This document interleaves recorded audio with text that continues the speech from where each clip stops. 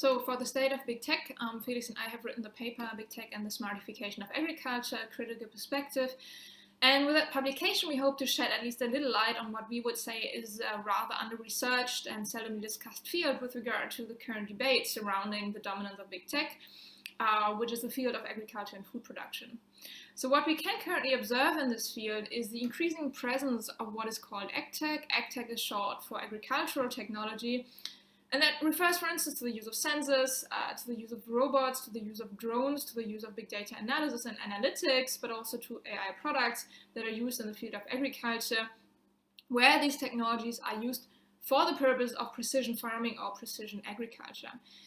And it has to be mentioned that there's quite great potential in precision farming, such as that, for instance, that farms can be managed much more effectively, that they can be managed much more sustainably and with far greater precision.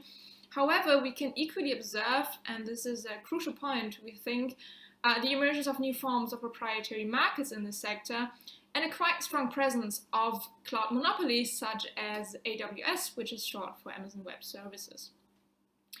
And that is why we think it is super important to highlight some of the problems that might emerge from what could be termed the smartification of farming,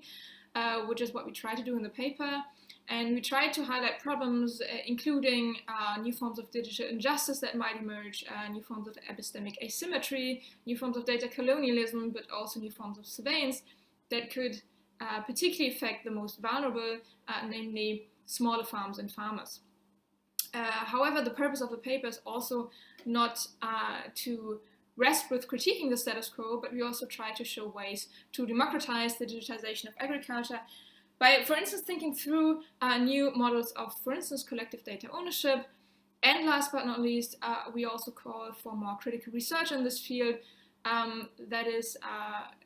for the establishment of a new field of research that could be termed critical big text studies. And by that we mean academic and independent analysis that focus on the specific political power of big tech and that assess these companies as actors with a profound political and social influence.